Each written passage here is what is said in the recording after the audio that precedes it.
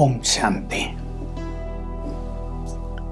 भारत त्योहारों का देश है और यहाँ बहुत सारे त्योहार आध्यात्मिक रहस्यों को लिए हुए हैं। शिव पुराण भारत में एक पुराण है जिसमें शिव की अनेक गाथाएं हैं। उसमें शिवरात्रि के बारे में ये वर्णन है कि शिव का विवाह हुआ सती के साथ, पीछे उसके नाम पार्वती भी हैं। बहुत साल उसने तपस्या की थी और संकल्प किया था कि शिव का ही वरण करूंगी। शिव महान तपस्वी थे, आदि योगी उन्हें कहते हैं, और ये भी दिखाते हैं कि अनंत काल तक उन्होंने तपस्या की थी, अरबों साल तक। ये तो आप स्वयं विचार करें कि अरब साल तक कोई कैसे जीता है, लेकिन वो महान तपस्वी थे।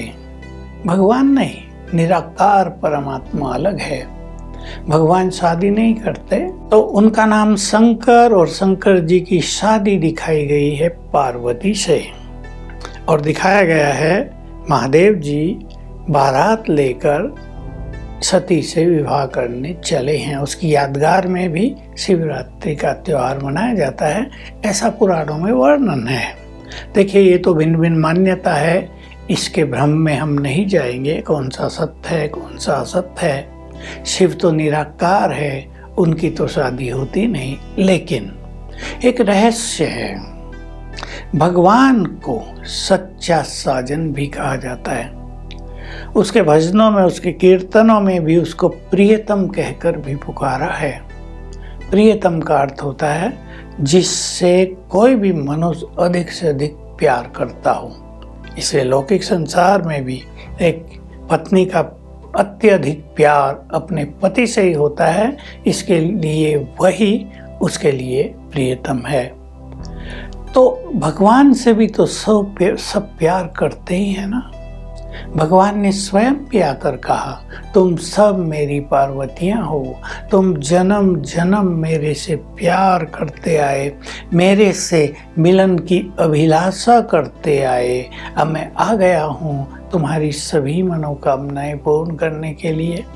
तो हम शिव को अपना सच्चा साजन मान लें आज से, यानी बहुत प्यार उसको ही करें तो उसका भी बहुत प्यार मिलेगा, और इस प्यार का परिणाम मन आनंद से भरपूर रहेगा, मन खुशियों से भरपूर रहेगा।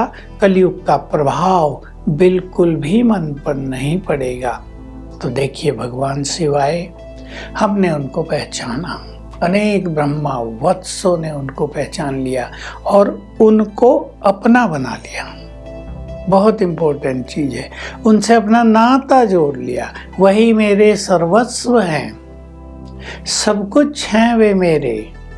ये ऐसा गहरा प्यार भरा नाता उससे जोड़ लिया। तो ये बहुत बड़ी चीज हो गई, आत्मा और परमात्मा का गहरा नाता।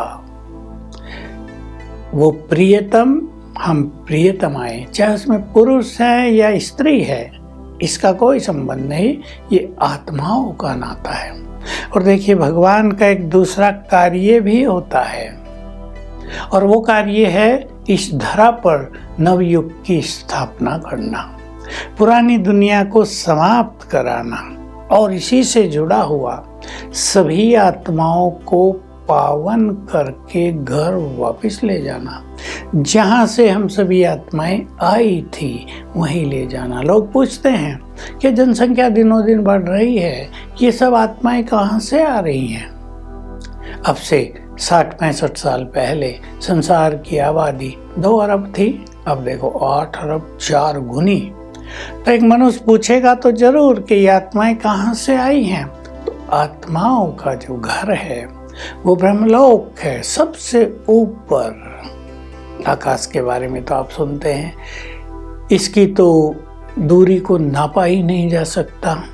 लोग कहते हैं कितनी आकाश गंगाएं हैं और उनकी कितनी दूरी है। जो भी कुछ है इन सब से परे एक परमाकाश है, ब्रह्मलोक, जो आत्माओं की दुनिया है। वहाँ से आत्माएं पार्ट प्ले करने के लिए संसार में आती रहती हैं, और जब 5000 वर्ष का खेल पूरा होता है, चक्र पूरा होता है, तो परमात्मा शिव स्वयं आते हैं सभी आत्माओं को वापस ले जाने के लिए। अर्थात जैसे पति आता है पत्नी के घर बारात लेकर और पत्नी को ब्याह कर साथ ले जाता है, ऐसे ही शिव से अगर हम ये नाता जोड़ते हैं तो वे भी आए हैं और हम सभी को वापस घर ले चलेंगे, जो उसका घर है, जो हम सब आत्माओं का भी मूल निवास स्थान है, वहाँ ले जाएंगे। आत्माएं पावन बनकर ही वहाँ जाएंगी। आपने देखा होगा शिव की बारात में भिन्न भिन्न तरह के लोग, आत्माएं, भूत प्रेत, ये सब दिखाए जाते हैं। अब आप कहेंगे शिव की बारात में भूत प्रेत कैसे? वहाँ तो दिखाया गया है कि जब शिव बारात लेकर पहुँचे तो लोग भयभीत हो गए, भूत डांस कर रहे थे, भिन्न भिन्न तरह के कर्तव्य चल रहे थे। लोगों ने फिर से सती को समझाया, तुम किससे शादी कर रही हो, ये तो भूतनाथ है। लेकिन सती शिव को रियल रूप में पहचानती थी। ये क्या है? जब सभी आत्माएं संसार को छोड़कर वापस अपने घर जाएंगी तो ये रहस्य सभी को मालूम हो। वे अकेली निराकार रूप से वापस नहीं जाती, सूक्ष्म शरीर को लेकर वापस जाती हैं। जब किसी का देह छूटता है तो आत्मा सूक्ष्म शरीर के साथ बाहर निकलती है। इसलिए आपने देखा होगा कईयों ने वापस जब आ गए तो अपनी अनुभव की कहानी सुनाई कि हम तो ऊपर से देख रहे थे कैसे आप सब रो रहे हो, चिता पे मुझे रख दिया गया है, आग लगाने की तैयारी है तो मैं जग गया। तो ये निराकार आत्मा नहीं देखेगी, वो सूक्ष्म शरीर में रहती है। तो जब सभी आत्माओं को जाना है तो सूक्ष्म शरीर लेकर साथ जाएंगी। अभी उसमें 2-3 बातें हैं।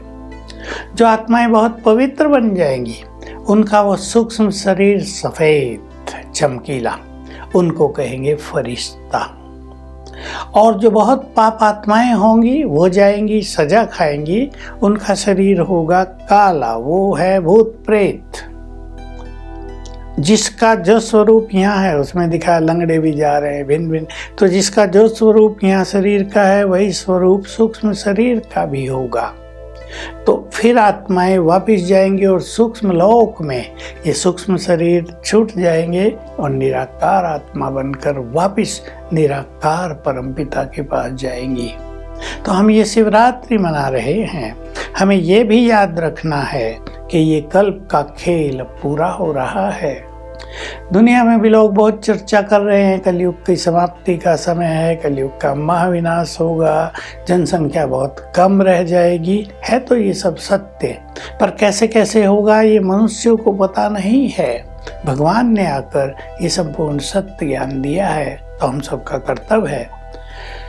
ये खेल पूरा हो रहा है, अब हमें ये देह छोड़कर, ये सब कुछ यहीं छोड़कर वापस चलना है अपने धाम। वापस चलना है तो पवित्र बनकर जाना है, संपूर्ण बनकर जाना है, अपने प्रियतम के साथ जाना है। जो साथ चलेंगे वे परमात्मा के अति समीप होंगे, दूल्हे के साथ। दूल्हा यहाँ परमात्मा। और जिन्होंने कुछ नहीं किया, आत्मा को पावन नहीं बनाया, वो सब बराती बन जाएंगे। तो भगवान भी हमें कहते हैं साथी बनकर चलोगे या बराती बनकर। तो हम सभी शिवरात्रि का सुंदर पर्व मना रहे हैं। अपने को परमात्मा के समीप ले चलें और इस संसार से पवित्र बनकर हमें अब जाना है मुक्ति को। इसकी स्मृति से अपने को चारों ओर से डिटैच करें। ओम शांति।